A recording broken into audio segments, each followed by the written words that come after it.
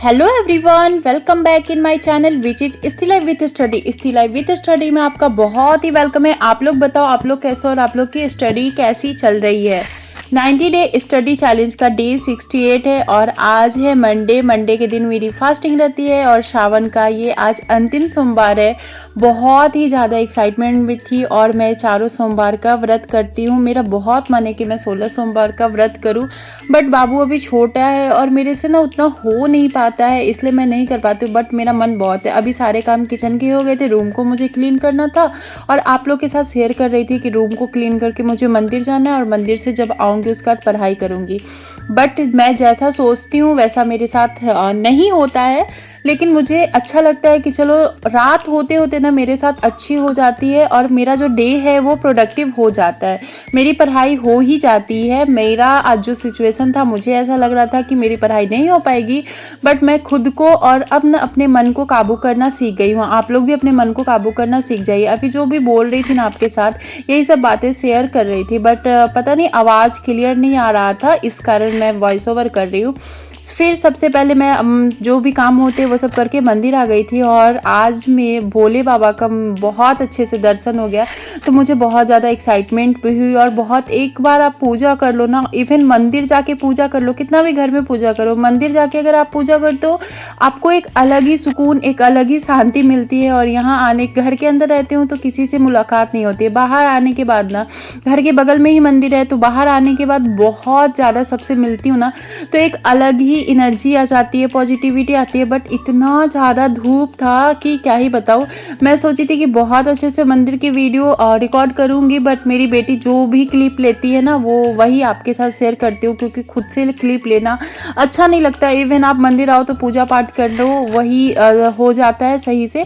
तो वो क्लिप ले रही थी तो मैं उसको बोली हूँ कि बेटा तुम क्लिप लेना छोटे छोटे, तो उसका मूड होता है तो कभी लेती है, कभी मूड होता है तो नहीं लेती है, बट धीरे धीरे वो भी सीख जाएगी। और आप लोग को पता ही है, जो मेरे पुराने व्यूअर्स उनको पता है कि ये परशुराम जी की मूर्ति है।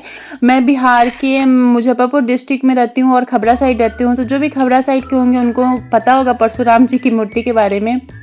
और यहाँ नंदी देवता है जिनको पूजा करो और उनसे अपनी विश मांगो। तो यही सब मंदिर में पूजा बहुत ही अच्छे से हो गया, बहुत ज़्यादा सुकून मिला। इवन शिवलिंग को देखी ना मैं, मतलब टच तो नहीं कर पाई क्योंकि ऊपर वो लगा रहता है, बट मैं देखी तो मुझे बहुत ज़्यादा अच्छा लगा, सुकून लगा। घर आकर के मैं सबसे पहले ना चाय बनाने में लग गई थी, क्योंकि चाय मुझे ना बहुत ज़ोरों से भूख टाइप से लगी थी। तो मैंने सोचा कि पीनट्स को और चाय को बना करके पीनट्स पीते हुए पीनट्स पीते हुए नहीं, सॉरी, पीनट्स खाते हुए चाय बनाऊंगी और उसके बाद फिर पढ़ाई करने के लिए बैठूंगी। लेकिन इतना ज़्यादा धूप था, इतना ज़्यादा गर्मी था कि क्या ही बताऊं, पूरा लग रहा था कि सर पे धूप लग जाएगा।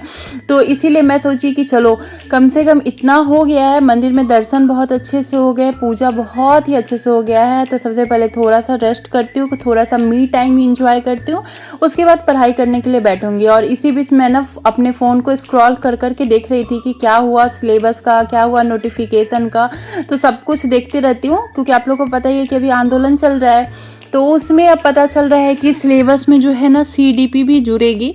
ऐसे मैं अपना बताती हूँ तो मेरा सीडीपी नहीं खराब है, सीटेट में अच्छा खासा, जैसे कि 30 नंबर है तो 28 29 मेरा दोनों पेपर में रहा ही है, मेरा सीडीपी खराब नहीं है। बट मुझे ये लग रहा है कि आप लोग आंदोलन कर रहे थे निगेटिव मार्किंग को हटाने के लिए। चलो प्री मेंस नहीं हटा, लेकिन निगेटिव मार्किंग हट जाता तो जो पढ़ने वाले स्टूडेंट है ना उनमें एक हिम्मत होती, एक अलग से ऊर्जा आती कि वो पढ़ाई को अच्छे से कंटिन्यू करे और जितनी मेहनत कर रहे उससे ज़्यादा मेहनत करे। बट ऐसा हुआ नहीं, आपने एक और सिलेबस जोड़ दिया और उसके साथ साथ आपने जो 30%, जैसे 50% सीडीपी करवा दिए, उसके बाद 30% में आपने बिहार को कर दिया। यार बिहार कौन पढ़ा है? अभी तक जो भी 3 साल में प्रिपरेशन हो रही थी ना, वो जो प्रिपरेशन हो रही थी वो मॉडर्न हिस्ट्री और ज्योग्राफी की हो रही थी। यार बिहार तो कोई पढ़ा ही नहीं है।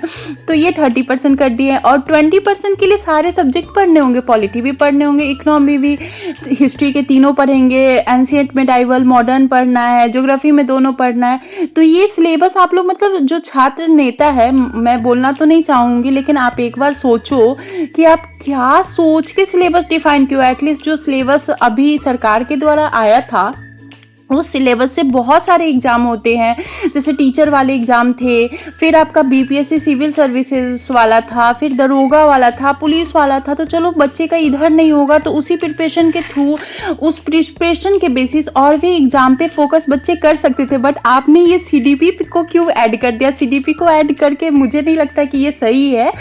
मेरा सीडीपी अच्छा है, फिर भी मैं बोल रही हूँ जिनका अच्छा नहीं होगा उनको कितना ज़्यादा प्रॉब्लम होगा। तो इसके बाद फिर मैं, रात हो गई थी, सारा काम आप लोग देखे ही हो कि की हूँ। उसके बाद रात में मैं बिहार के बारे में पढ़ रही थी, क्योंकि मुझे अभी कुछ समझ में नहीं आ रहा क्या पढूं क्या नहीं पढूं, लेकिन बैठे रहने का भी मन नहीं करता, और क्योंकि रिदम बन गई है तो बैठे रहने का मन नहीं करता। तो आज मेरा ना बिहार के बारे में मैं पढ़ चुकी हूँ कि बिहार में कितना है, जिला ये सब जो है अब पढ़ ली थी, और बिहार के उत्तर में क्या है, दक्षिण में क्या है, कौन कौन से जिला है, कितने जिला ये करते हैं, तो वो सब कुछ मैं पढ़ ली थी। फिर भी मैं सोची कि चलो आज बिहार के बारे में पढ़ती हूँ, तो बिहार का ये पढ़ ली थी। तो फिर मैं ना बिहार का प्राचीन जो बिहार है उसके बारे में पढ़ रही थी कि प्राचीन बिहार के क्या क्या स्रोत है। जैसे कि आप लोग को पता ही है कि वैदिक काल में ना, वैदिक काल किसे कहते हैं, तो आर्यों के काल को ना वैदिक काल कहा जाता है, और इसमें 2 काल थे, मतलब कि ये 2 पार्ट में था, पूर्व वैदिक काल और उत्तर वैदिक काल। तो पूर्व वैदिक काल ना 1500 ईस्वी से 1000 ईस्वी ईसा पूर्व तक था, और उत्तर वैदिक काल 1000 ईसा पूर्व से शायद 600 ईसा पूर्व तक था। पूर्व वैदिक काल में ना